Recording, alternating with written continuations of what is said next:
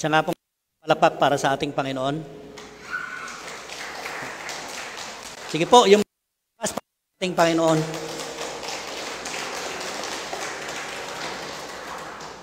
Ang mensahe na ating pagsasalusaluhan ay pinamagatang Jesus at the Juncture of Accomplishment. Sino sa atin dito na maraming mga na-accomplish na sa buhay, di ba?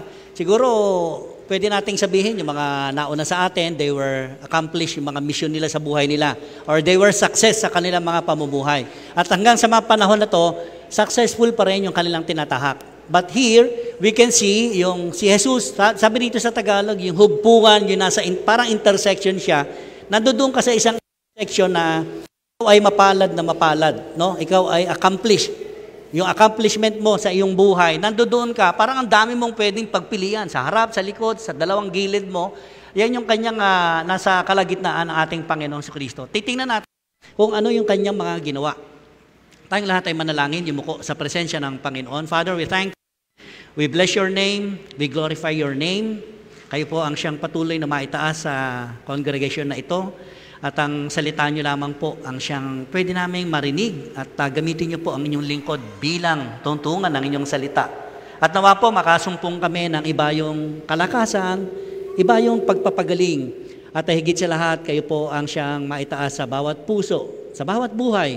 Kayo po yung magiging bida lagi sa aming mga pag-uusapan. At kayo rin po ang patuloy na magbigay ng mensahe ang magiging guro namin. Ito po yung samot dalangin namin. In Jesus' name we pray. Palakpak muli sa Panginoon. Now, I will show you some pictures pag tinignan natin. Siguro, yung mga naging magulang na rito. Maginawa ko example, baby, bata eh. Di ba pag yung mga anak natin na nagsisimulang maglakad, ayan sa pictures, mga nagsisimulang maglakad, di ba tuwan-tuwa yung mga magulang? Pagka tayo magulang, di ba, the first step, may nakita nga ako minsan dyan, yung mga magulang, inalbum nila, tsaka binidyo talaga nila yung papaano maggumapang, papaano tumayo, no? At papaano yung first step ng kanilang baby. Naka-album talaga yan, tapos naka-video talaga. Di ba, parang ng pakiramdam ng magulang, okay, mga lolo't lolo, di ba? Ngayon, yung mga lolo't lolo, ang mga masyadong excited sa kanilang apo pagka naglalakad eh. Siyempre, pag naglalakad na, lalaki yung anak nyo. Susunod dyan, magiging grade school. Kita nyo doon, no? Grade school. Right? Gagraduate. So, accomplishment ng mga magulang yan. Katagumpayan natin yan pag nakita natin yung mga anak natin. At proud na proud tayo, pinapalakpakan natin yan sa mga buhay natin. Siyempre, hindi naman mananatiling grade school. Lalaki at lalaki yung mga anak natin. Yes. Siguro, magiging college. Pwede rin naman maging successful in trabaho nila, business nila. Yan yung mga cycles of life na pwede nating ituring na accomplishment ng isang magulang o ng isang tao. Lalo na kapag nagkakamal ng mga medals, no? Yung mga anak natin may mga medals, o kaya sa tournaments, sa sports, meron kang nakuwang trophy. Or sa trabaho mo, may trophy kang nakuha. Di ba? Ang sarap, you become proud. Successful yun eh. Accomplishment yan eh. Na pwede natin, oh, yes, I got it. The next picture. Nakita natin, next picture. Yes, yes. Parang sinabi niya, yes, no? Parang may nakuha kang bagay sa buhay mo na tuwang-tuwa ka, yes! Talaga naman. Tinan yung bata, nakaganon talaga yung bata. Wala akong makitang ibang pictures eh. Naalala ko dito yung DBBS, may matabang pamangkin yata ni Kuya Manny. Tuwang-tuwa ako doon, ang kulit ang taba eh. Parang gano'n, successful ka, no? Talagang walang paglugaran yung katuwaan mo sa buhay mo, just like this baby boy. The next slide.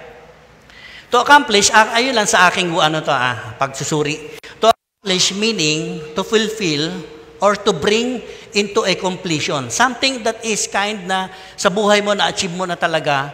Nung ako ay nagtatrabaho doon sa Kuwait, yung parang very challenging, syempre sa trabaho mo, napaaral mo yung mga anak mo, napag-graduate na, nagtrabaho na, nagsipag-asawa na, they were maganda na yung buhay nila. Para masasabi mo sa buhay mo, Mami, accomplish na natin yung buhay natin. So, magpapatuloy ka ngayon sa buhay mo lang. So, habang nagtatrabaho ko doon, parang dumating sa puntos na naisip ko ba, parang wala nang challenge sa trabaho ko. Parang araw-araw ginagawa mo, gano'n na lang, routine na lang ba, routine.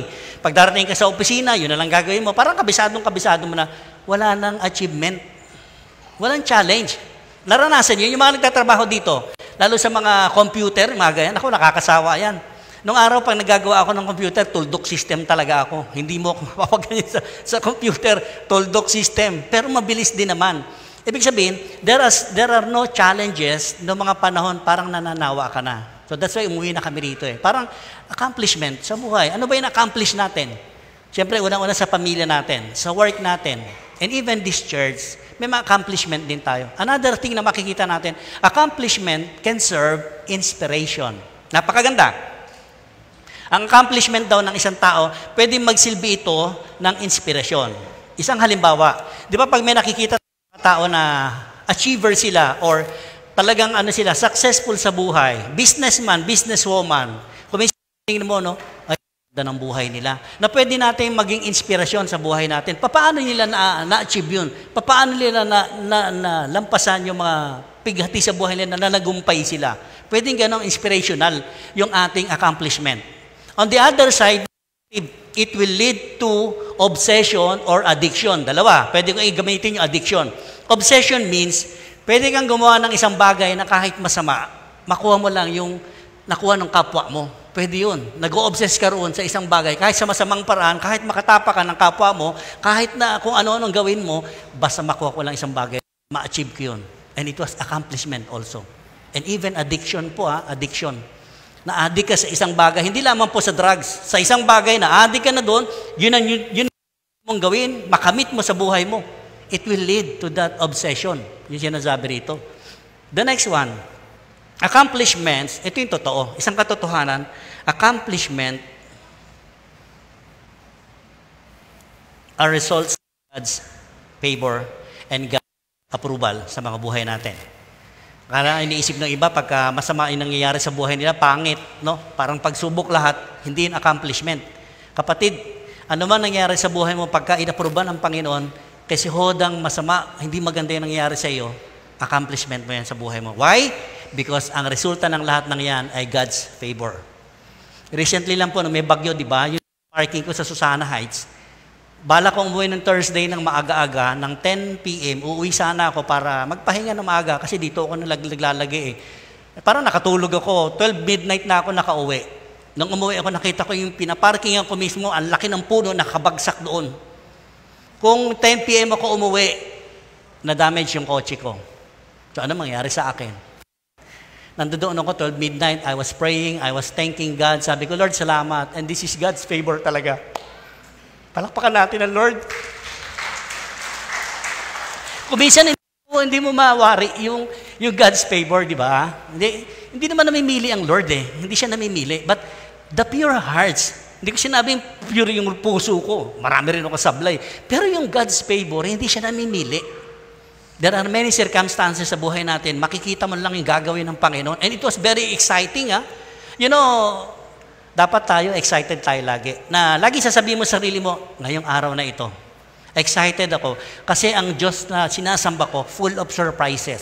Sabi mo nga sa katabi mo, may surpresa si Lord sa iyo mamaya. Right? Di ba napakasarap?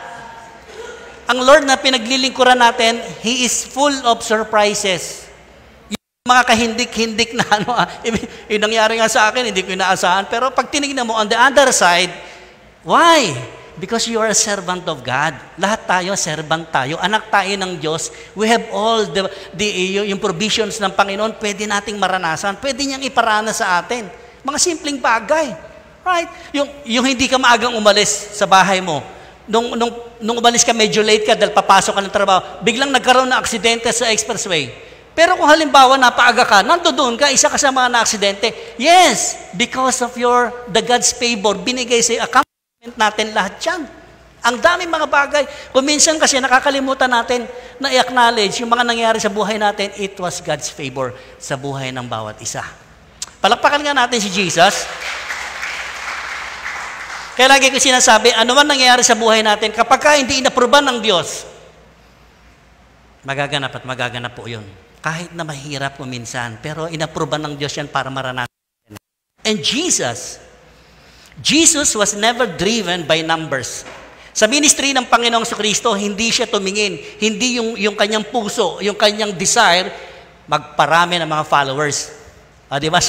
Social media ngayon, pagka nag-post ka ng isa, pag nag-share ka, di ba, ang dami nagla-like, right? Gusto mo yun eh. Si Jesus hindi po ganyan. He is not driven out by numbers, by wealth, by accomplishment, and popularity, ha? Hindi po. Hindi yun ang desire ni Jesus Christ. Although, pag tinignan natin, siguro kung tayo mga 12 disciples ng panahon niya, maraming lumalapit kay Jesus Christ, mayayaman. Lord, tanggapin nyo na yung mga yan. Mayaman eh, malaking donor sa atin niya, sponsorship. Marami yan. Ang dami mga congregation, minamahal nila yung malaki mag-tithes, mayayaman, special sa kanila yan. Tandaan po natin, ang Diyos natin ay hindi nagtatangi. Katulad ni Jesus Christ. Ano ang desire ni Jesus Christ dito? Hinighlight ko, pleasing His Father was His goal. Jesus, Father. Kaya ko hinighlight yan. Yung tatay po ni Kristo Jesus, ha? Gusto niya ma-please yung kanyang tatay kung ano yung gusto ng tatay na ipinapagawa sa kanya. Parang tayo mga anak, tayo mga naging magulang ngayon, di ba, nung bata tayo, ang mga magulang natin, ang layo nila sa atin, sundin yung mga inuutos nila. And so be Jesus Christ, He want to please His Father, the will of the Father. Ito sa dulo po ng krus ng Kalbaryo, even the death, sumunod po. That was a big accomplishment kay Jesus Christ. Sino nag-benefit? Di ba tayong lahat? We are all benefactors of what Jesus accomplished. Sabi dito, seek God's commendation rather above people's acclamation. Marami kasi mga naglilingkod sa Panginoon. Ito isang katotohanan na napakasakit. Did you ever experience ba sa sarili nyo? Naglilingkod ka sa Panginoon. Yes, tapat ka. Pero one time, dumating sa puso mo, sa isip mo, na gusto mong papurihan ka ng tao. Ting sa akin yan, naranasan ko yan. I want please everybody. Ipi-please ka, papalakpakan ka. Ang galing mo mag-preach, ang galing mo ganito, ganon. Naranasan ko pa yan. Pero dito nakita natin, what does Jesus did at the juncture of His accomplishment? Ang sabi rito, seek God's commendation.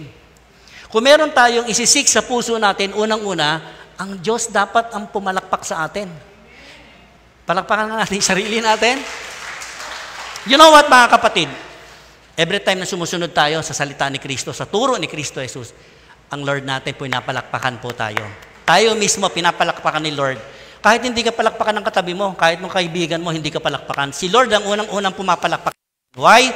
Because pagka si Jesus natuwa sa atin, nakita niya, nakita niyang masaya siya, nasiyahan siya sa ginawa mo, aba, pag pumalak siya si Jesus, kasunod yung mga tao na, people's acclamation to be followed. Hindi mo na kailangan pa magpatotoo, hindi mo na kailangan sabihin na itong ginawa ko, naglilingkod ako ng tapat. Hindi na yun eh. But sometimes there is a big problem sa isang lingkod ng Diyos. Inaangkin niya lahat ng accomplishment niya, nakuha niya yun dahil siya'y magaling, matalino, malakas, qualified siya. Decision na yun, yan ang masama. Nagiging self-righteous yung isang tao, lalo na mananampalataya. Napakaganda rito. Si Jesus mismo, pag tinignan natin, He was seeking God the Father, to fulfill yung will niya sa buhay niya. Last week, na mensahe ko yata yung 4 kinds of soil. Parang karugtong lang ito. Kaya sabi ko na, sugpungan ito eh. Look at 8, verse 1 to 10. Ang sabi dito, soon afterward, Jesus began a tour of the nearby towns and villages, preaching and announcing the good news about the kingdom of God. He took His 12 disciples with Him. Okay, alam naman natin si Panginoon Kristo, every time nagmi-minister siya, together with His 12 disciples, Peter, John, James, Andrew, Matthew, lahat sila, si Luke, lahat kasama nila yan. At sulat dito, si Luke. Ang sabi dito, kasama niya yung mga 12 disciples niya, they were going to nearby towns and villages, preaching the good news. Ano yung good news? About the kingdom of God. Verse 2, along with some women, highlight ko po, some women, plural lang ginamit dito, who had been cured of spirits and diseases, among them were Mary Magdalene. Si Mary Magdalene po, yung inihan ng 7 demonyo, no, na pinalayas ng Panginoong Kristo, and she was cured. Bumalik siya sa katinoan niya, pagkatao niya, bumalik siya, and then she followed Jesus Christ. Isa sa mga followers talaga ni si Mary Magdalene. Not only Mary Magdalene. Verse 3, Joanna, sabi dito, Joanna, the wife of Chusa, Herod's business manager. Can you imagine, King Herod's business manager ni itong isa, sumunod kay Panginoong Jesus? And remember, syempre, ang sabi rito, Susanna herself also, and many others who were contributing from their own resources to support Jesus and His disciples. Nakita natin, maging nung panahon ni Panginoong Kristo, bumubunot po sila sa sarili nilang mga bulsa. Syempre, para hindi sila magutom, nagmi-ministry sila eh. Bumubunot sila ng kanilang mga bulsa, kanilang bulsa nanggagaling talaga. Kapag tinignan mo yung ministry ni Panginoong Kristo, hindi sila nagutom, hindi sila nagkulang. Because of this, pag tinignan natin yung passage, nga no, mga babae pa to ha, mga kababaihan. They were faithful sila doon sa ministry na sinusundan nila si Panginoong Kristo. Nawa naman tayo rin, ganon. No? Lalo pag mga offering. Minsan yung wallet mo siguro bago ka umalis sa bahay mo, nakakamada na siguro yung mga kulay 3 ulo, yung 2 dilaw, no? Siguro nakakamada na yun para pag mag-offering ka. Napakaganda rito. Silang lahat nagtutulungan sila. From their own pocket, from their own resources. Fourth, yung gawain ni Kristo Jesus. Verse 4, one day, Jesus told a story in the form of a parable.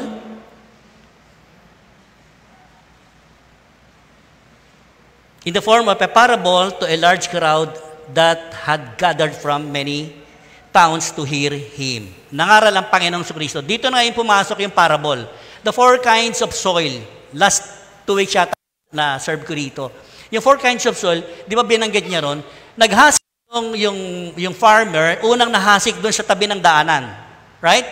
Tabing daanan, nahulog yung butil doon, tumubo rin naman umusbong eh. Kaya lang, dahil nasa tabing daan, ang dami niya nakikita, pag tabing daanan, ang daming busy. Marami ka nakikita eh. So, sabi dito ni Jesus, nakarinig ng salita ng Diyos. Tumimo sa puso. Pero anong nangyari, maraming nakita, maraming na-focus na mga paligid niya, agad-agad tinuka ng ibon. Agad-agad nawawala. The next, nung hiniagis ng farmer, doon sa shallow soil naman siya, ibig sabihin may lupa, pero yung ilalim mabato. Rocky soil ang tawag doon. So, nakarinig din ito ng salita ni Kristo Jesus. Tumubo rin naman dito. Kaya lang nung umusbong, agad-agad eh. Sabi, joy. Agad niya inaano ang salita ng Diyos with joy. But ano nangyari? Dahil nga mabato, hindi makausbong ng todo-todo siya. Anong ibig sabihin? Nagiging matigas ang puso minsan. Yung pangatlo, yung thorny. Ano yun? Yung matinik. Sabi rito, parehas din. Yung tatlo na to, parehas sila nakarinig ng salita ni Kristo Jesus. Tumubo rin naman, but hindi siya makapamunga, makatubo ng usbong na usbong at makapamunga. Bakit? Kasi nga matinik. Maraming mga sumasakal sa kanya. Unang-una dyan, na-persecute lang ng konti. Ano nangyari? Ayoko na. Na-persecute lang ng konti. Yan yung mga bagay. Yung worries, yung problema, dumating sa kanya, nawala na. Agad-agad nawawala yung salita ng Diyos. 3 kinds of soil na ipinarada ng Panginoong Kristo dito sa mga disciples niya. Pero may pang-4 na soil. That was the fertile soil, yung matabang lupa. Ang sabi doon, umusbong, lumago, namunga na napakarami. So lahat silang 4, pare-parehas nakapakinig ng salita ng Diyos. Tayong lahat dito para tayo nandoon sa 4 na soil. Kahit ilang beses ako mag-preach dito sa harapan ninyo, kung nandoon kayo sa iisa sa soil na yon, ganun at ganun ang mangyayari sa atin. But praise God kung nandun tayo sa pang-4 na soil. Bakit? Napapakinggan natin, inuunawa natin, at kaya nagaganap sa mga buhay natin. Now, sa Luke chapter 9, talon tayo ng Luke chapter 9, tinanong siya ng kanyang mga disipulo ngayon. Sabi niya, Guro, bakit ba kayo gumagamit madalas ng talinghaga? Tinanong si Panginoong Kristo, anong sagot ni Jesus? He replied, you are permitted to understand the secrets of the kingdom of God, meaning sa mga disciples niya, sa 12 disciples niya.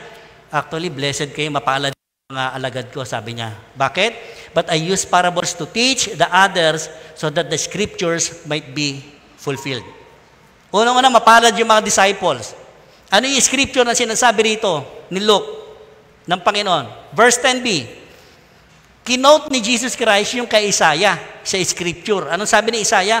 When they look, they won't really see. When they hear, they won't really understand. So parang tayo rin pala, kahit na anong gawin nating tingin, pero hindi tayo nakakakita talaga ng katotohanan. Kahit anong gawin mong pakinig, hindi mo naman inuunawa. Para lang din sinasabi ni Isaiah, si Panginoong Jesus ang nag-quote nito. Parang sinasabi niya, yung mga tao na sa paligid natin, yung napakain natin ng 5,000, 10,000 na tao, kahit napakainin ko yan, araw-araw, hindi sila makakakita ng katotohanan at hindi sila makakaunawa kahit may pandinig sila. And so be it, parang tayo rin. Pero yung kanyang mga alagad, mapalad. Why? Pag natin, next slide. Bakit si Jesus make His teaching complicated? Parang komplikado. Siguro kung tayo rin sila Peter, parang komplikado naman masyado. Tinuturo mo sa amin, napakahirap unawain. Sabi nga ng Panginoon, di ba, ibinigay ito sa mga katulad ninyo, mapalad kayo, na makakaunawa. Na-extend sa atin yan. Buti nga tayo, napapag-aralan natin, nauunawaan natin ngayon, yung teaching ni Jesus Christ. Complicated mga tao na sarado ang isip, sarado ang tenga, sarado ang mata. Actually, dito naman sa congregation natin, may karapatan kayo na hindi makinig sa sinasabi ko Even though this comes from the Bible. Pwede. Sabihin mo na, alam ko naman yan, tinuturo ni pastor Ang isip mo, nasa labas. Wala dito sa loob. Yan yung sinasabi ni Jesus. Kahit may tenga kayo, hindi nyo inuunawa. Ano mangyayari? Parang tumatalbog lang sa atin ang salita ni Kristo Jesus. Kung ganun at ganun rin lang, walang mangyayari talaga. Tama. Magpapakatotoo tayo talaga sa sarili natin, di ba? O nga, ano ba't pa ako atin kung ganun rin lang naman? Napakasarap. Pagka pupunta ka rito, excited ka kasi gusto mong marinig ang salitaan ni Kristo Jesus. And that word, coming from the Lord Jesus Christ, yun yung magpe-penetrate sa puso natin. Pagka tinatamaan ka, kapatid, pasalamat ka. Pasalamat ka. Kasi mensahe yan, para sa akin. And you know why? Kami mga preacher, kami yung unang-unang tinatamaan sa mensahe minsan. And we have to kneel down and cry out to the Lord, Lord, bakit ganito yung mensahe mo? Ako unang-unang tinatamaan. Sasabihin ng Lord, kaya nga, yan ang mensahe ko para sa iyo Para maranasan mo ko. Para iparanas ko sa iyo kung gaano ako kabuti. Paano mangyayari sa buhay natin na ang Diyos natin ay mabuti kung ayahin ang buhay natin? We have to experience, mga kapatid, yan ang sinasabi ni Lord. The next slide, seek God's commendation. Si Jesus, yan ang kagad hinahanap niya kung ano yung gustong ipagawa sa kanya ng tatay niya. Remember that the Jews, di ba? Sabi niya, ayaw niyong kilalanin, ayaw niyong unawain na sabi ko. Tingnan niyo na lang yung mga pinagawa sa akin ng ama ko. Ano ba yung ginawa ng ama niya, di ba? Miracles. Ang dami niyang ginawa. Pero hindi pa rin nila pinanghawakan yun. Hindi nila pinalaan. Just like us, parang tayo. Hirap na hirap tayo. Bakit kasi hindi natin inuunawa? Napakahalaga ng pakikinig at inuunawa natin. Si Jesus, nakita natin yung kanyang style, yung ugali niya. He always seek His Father's commendation. Tayo, hindi natin problema ang blessing. Huwag natin problemahin yung blessing, mga kapatid. Lagi ko yung sinasabi. Kung pinapalakpakan ka ng mga tao, yes, hindi naman masama yan. Pero unang-una sana sa puso natin, while we are serving the Lord Jesus Christ, ang una nating hinahangad, yung God's commendation sa atin. Paano natin siya mapapasaya? Paano natin mabibigyan ng kaluguran ang Panginoon? Yun ang dapat imahin ng bawat isa. Kapatid, kung nandiyan ka ngayon sa estado ng buhay mo, napakaganda ng trabaho mo, malaki ang sweldo mo, ang ganda ng buhay ng pamilya mo, hindi yan galing sa iyo. It was God's favor na ipinagkaloob lang sa iyo. And sometimes, lahat ng yan, kiniklaim natin yan. Hindi natin ina-acknowledge na gawa na. Kaya ako nandito sa lugar na ito. Kaya ako nakatuntong sa harapan nyo. It's all because God's favor. Palakpakan natin si Lord. Nung araw, pangarap ko lang yung, kasi ang kurso ko nung araw, journalism and speech So, desire ko talaga yung nagsasalita ka sa ganito. Para kang, ang kurso ko nga, broadcasting Muntik na ako maging broadcasting. Totoo. Pero hindi pinalad hindi yun ang gusto ng Lord. Pero accomplishment sa buhay mo, di ba? Ang sarap broadcasting. Nandito ako ngayon, nagsasalita ako sa harapan nyo. Even people acclaim na ikaw ay magaling. Ang lagi mo sasabihin mo, Lord, nakamit ko to because of your favor. Yung favor mo lamang po ang ibinigay mo sa akin. And all these things, galing po sa inyo. Seek God, sabi ni Jesus. Jesus was not trying to increase His follower or following or building a mega ministry to outgrow other rabbis and Jewish leaders. Sino bang lumalaban kay Jesus Christ? Di ba mga rabbi, mga guro? Yan yung mga tumutuligsa sa Kanya Pero sabi rito, pag tinignan natin ang gospel, hindi niya talaga i-desire na magparami ng mga followers niyan. Nagalit nga yung mga tagapagturo na kasi dumadami ang followers si Jesus Christ Pero hindi niya ninais na tawag dito, tabunan sila. Higitan ng mga rabbis na ito. Hindi yun ang purpose ni Jesus Christ. Siguro tayo, pwede. Mas marami tayo sa ibang kongregasyon, yayabang ka, ang dami ng members namin. Baka tayo, ganun tang ugali natin. Si Jesus Christ po, hindi. He is not for the numbers of members ng kongregasyon. Kahit mega church yan. Yun ang napakasarap. Kahit kukuha lang kayo, di ba? Pero masaya kayo. Nandoon yung fellowship. The Holy Spirit, move. Nangungusap sa bawat isa. So maganda yung ganon. Si Jesus Christ, kitang-kita natin. And Jesus told this parable. Anong sabi niya? Next slide. Jesus told this parable so that who were just observers might search their souls.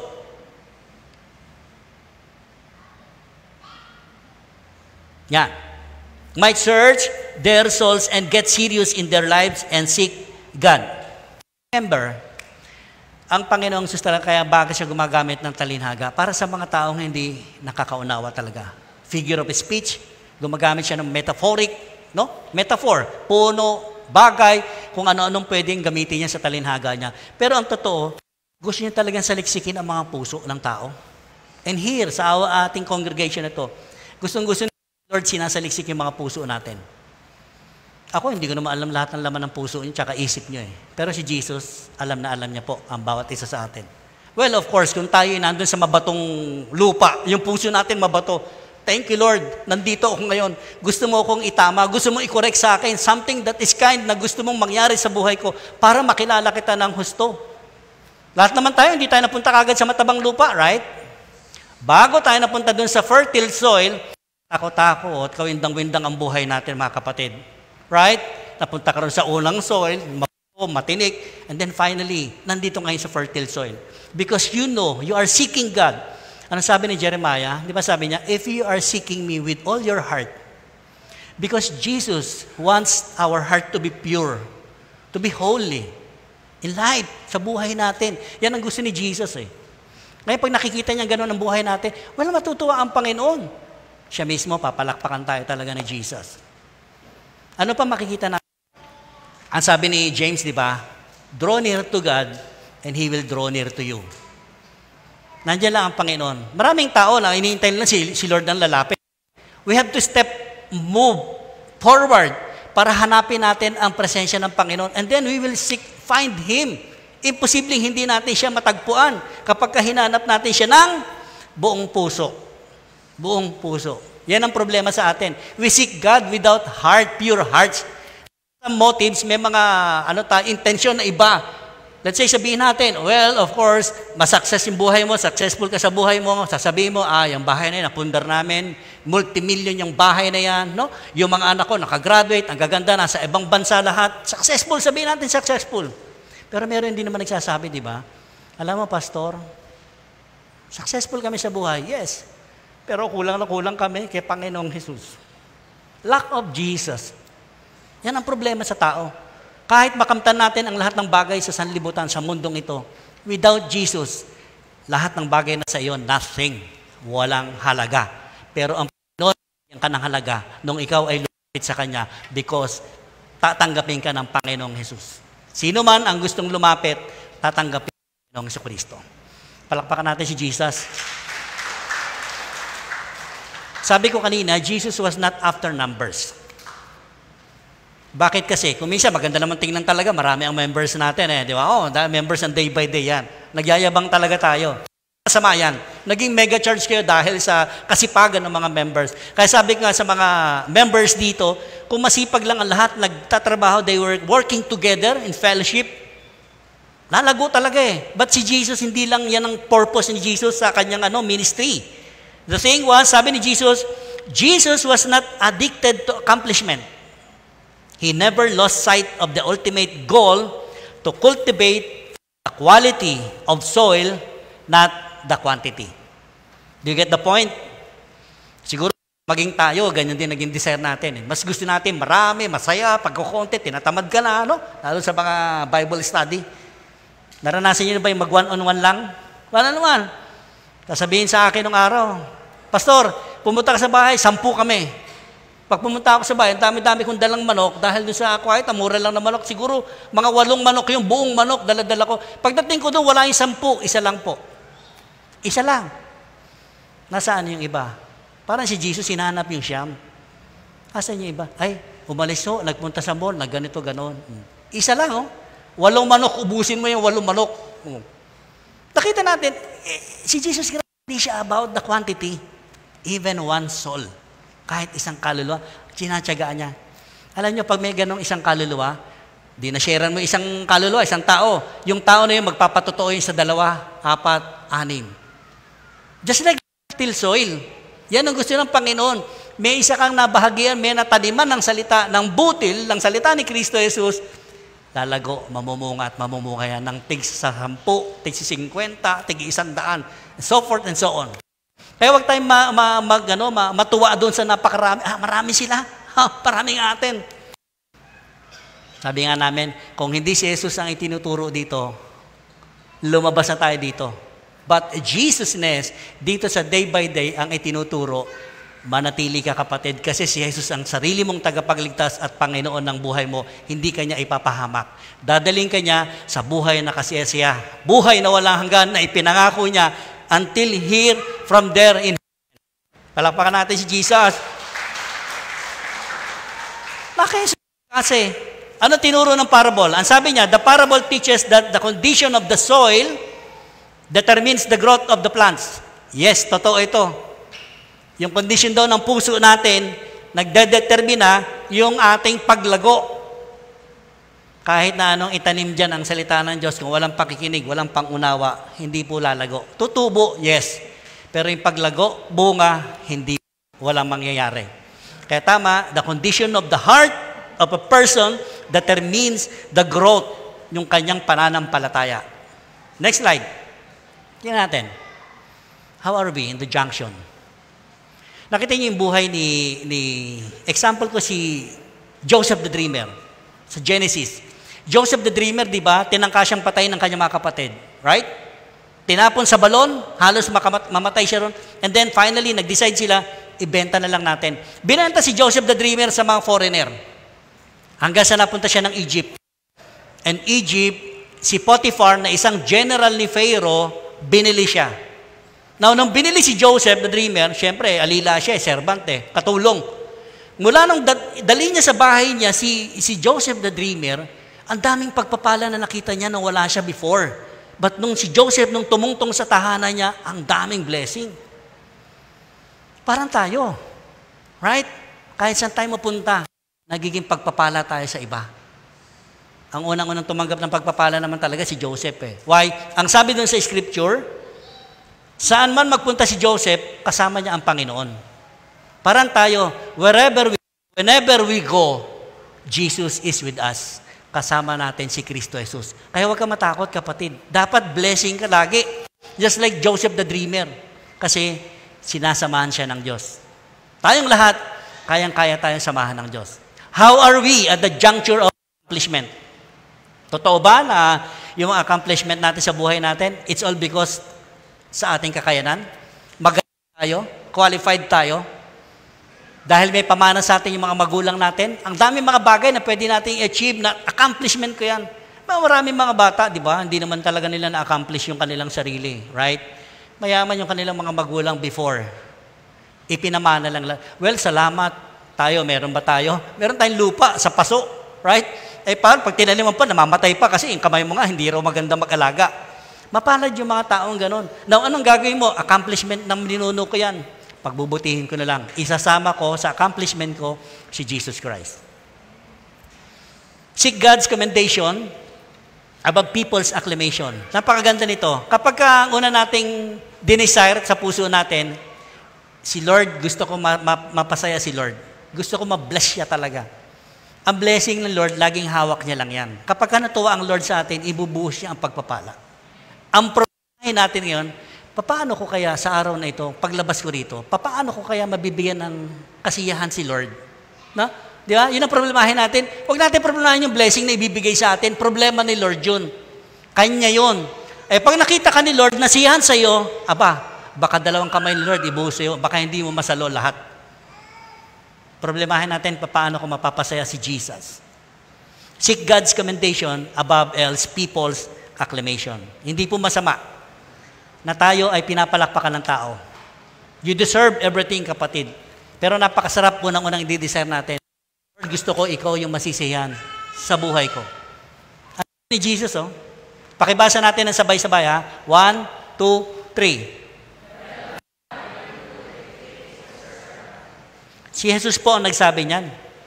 Ngayon, nandito pa tayo sa lupa, pwede rin naman sabihin sa atin ng Lord yan eh. Kahit wala pa tayo doon sa kanyang presensya. Sasabihin sa'yo ng Lord, well done, my good and faithful servant. Now, ang sinasabi rito, Lord, hindi ka perfect, hindi ka banal na banal. No? Nagiging banal lang tayo sa harapan ng Diyos because of the blood of Jesus. Ito yung ating righteousness, yung blood niya. Di ba? Sabi na iba, ligtas na ako ngayon, kaya ko nang gumawa ng kasinungalingan, kasalanan, magpapatawarin naman. Hindi yun eh. Hindi yun ang purpose. Kasi sinabi niya, well done, my good and servant. If you do the will of my Father, sabi niya, di ba? You love me. Sabi niya sa John, if you do the will of my Father, you love me. Baliktarin natin, pag hindi mo ginagawa yung iniutos ng ama ko, hindi mo ko mahal. Kaya sabi niya sa mga Hudyo, if you love me, sabi niya, kung kinakalala niyo ako, hindi niyo ako tatangkain patayin. Mamahalin niyo ako just like my Father. Napakaganda oh. Kapag tayo kinamend ng Lord, di ba? Ang sarap. Yung mga asawa nga natin, minsan ina-acknowledge natin, di ba? Daddy, ang galing mo, Daddy. Di ba? Pero meron mas maganda magsabi si Jesus. Pag sinabi ni Jesus, well done, my good and faithful servant. Mga kapatid, lahat tayo, we are qualified to be a servant of Jesus. Pwede tayong maging ambassador of Jesus Christ. Sa mababang uri, tingnan natin, para ka ambassador. No? Ano trabaho ng ambassador? Ang ambassador, ang itinatalaga sa iba't ibang uri ng bansa, kultura natin, yun ang ipamahagi doon sa mga tao, kalahi natin. Sila yung mga representative. Ang nangyayari sa mga Pilipino, pag nasa ibang bansa, di ba, masunurin naman ang Pilipino eh. Masunurin, magtataka kapag dating dito sa bansa natin, puro mga disobey. Puro mga pasaway ang Pilipino. Sa ibang bansa, ang babait. Yung pedestrian lane, ako, masunurin ng Pilipino. Kasi takot, may parusa. Ganyan tayo. Para tayong ambassadors of Christ, ipinapakilala natin sino si Jesus na tinanggap natin. Nung naranasan natin yung kagandahang loob ni Panginoong Kristo, gusto natin yung ibahagi, gusto natin i-share sa iba. Right? Na maranasan din nila yung naranasan mo, kapatid. Hindi lang ikaw. Yun ang gusto ng Panginoon. Kaya sasabihin siya, well done, my good and faithful servant. Sinasarili mo. Ang daming mga ministry na pwede tayong ma-involve. Kahuli-hulihan, pwede nating pag-uwi natin yan. Check. Check natin yung sarili natin. Am I faithful servant? Check. Pwede mong checkan. Next slide. Checkan mo yung sarili mo. Pag tinignan mo, am I faithful servant? X. Kung sa ano, di ba? Correct ka. Pa-correct ka sa Lord. Ang daming bagay sa buhay po natin na hindi tayo talaga makasunod, mga kapatid. Pero once na nakita natin ang katotohanan, truly indeed, the truth shall set us free. Yung nagiging inaamin mo na mali ka. Isang bagay yun na pwede natin sabihin, Lord, patawarin mo ako, mali ako eh. Sa mga asawa ninyo, pag may nga nagkamali, aminin lang. At yung napagkamalian naman, patawarin. Yan ang love. Lahat, everybody will be happy. Right? Sa church, pag may nagkamali, bumalik, humingi ng tawad, patawarin. Tanggapin. Sa pamilya, ganun din po. Because we are not perfect. Eh. Jesus is the only perfect. Siya yung ating pinaglilingkuran na perfecto talaga. That's why we become perfect in the eyes of God the Father because of His Son, Jesus Christ. Nothing at all. Walang iba. So check and correct. Ang tanong, are we after people's praise, recognition, and approval? Diyan lang ba tayo nakafocus, mga kapatid? Sabi ko kanina, hindi masama ito. Kung talagang pinupuri ka ng kapwa-tao mo, praise God. Pero di ba, ang sarap unang pupurihin ang Diyos?